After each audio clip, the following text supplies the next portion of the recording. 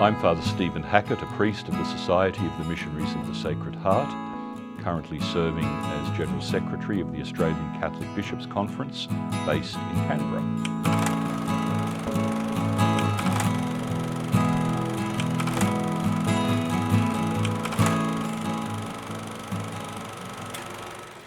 I'd have understood marriage to be the vocation to which most Christians are called, but was also very aware that there were some who were priests, mainly working in parishes and schools. That was how I knew them, and also religious sisters and brothers of various types. Again, mainly working in schools, but later on I'd have become aware that they also worked in hospitals and as missionaries and so forth. Over the years there probably were some who inspired me, but it was the priest who was the rector, the principal of the school at which I completed my secondary schooling, Monterey College, a Missionaries of the Sacred Heart school in Hamilton in Western Victoria, who actually suggested to me that I should think about it, which I did, and the thought kept coming back.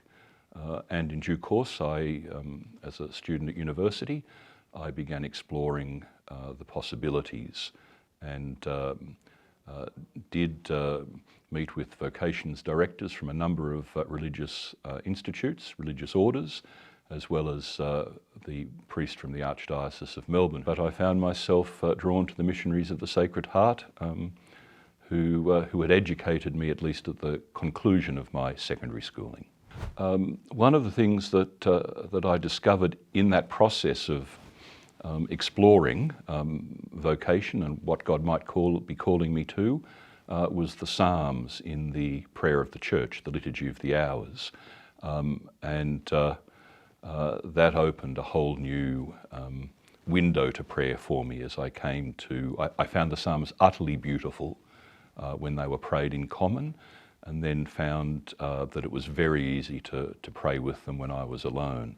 But, you know, growth in prayer is a lifelong journey, and it continues to grow and to evolve and to change over the years. There was no blinding, revelation that this is what God was calling me to, just a growing awareness of this perhaps was, what God's purpose in life for me was. I think one of the graces for me is I've found a way of saying yes. I don't say that with any great pride, but it seemed to me that if I'm asked to take up an appointment somewhere, a university chaplaincy, teaching in a school as a parish priest, my current role with the Bishops' Conference, I've been able to say yes to them, and that in itself seems to bring its own grace. I think I'd have to say that discovering the cross is a grace. The cross of Jesus Christ begins to make sense of a whole lot of things that life throws up at us.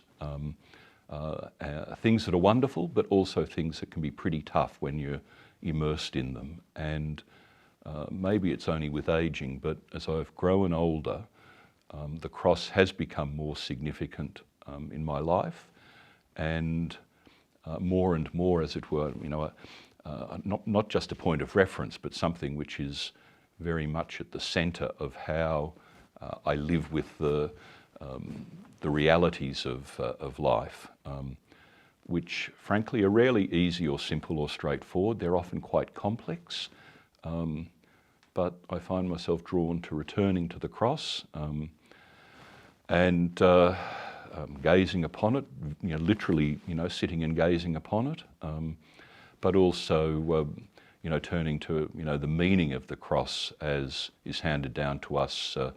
I think that if someone feels prompted to, or inspired or moved to consider a vocation to priesthood or religious life, the first thing I'd say is to stay with it. If that sort of stirring or prompting or inspiration is there, it's worth letting it be and recognising how the person feels about it. If even just thinking about the vocations let alone praying about them or beginning to explore what that might look like by speaking with vocations directors or ministers. If it leaves someone sitting, peaceful and at ease, that in itself may be part of of what the Holy Spirit is doing in their lives.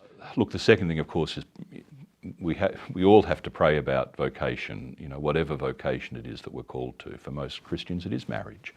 For some, it's to be single. For those called to priesthood and religious life, to simply place themselves before God and what they're experiencing in prayer, and ask for Jesus to be with them and to help them understand, is this what He's calling them to?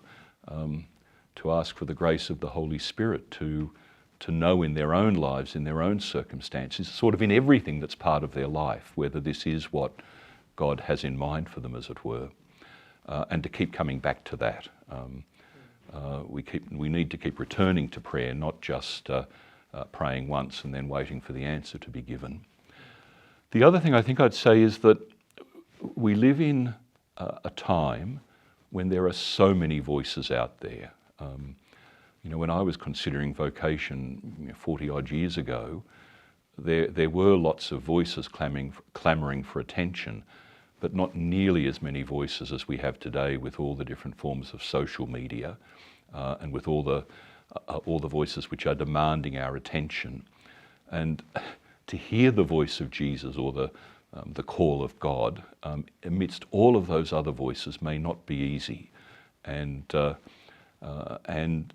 so to be able to hear it, we do need to take time in silence. We do need to take time away from all the other voices, because when we take that time to do that, to spend time in silence, we perhaps begin to recognise all the different ways in other aspects of our lives where God has been talking to us as well.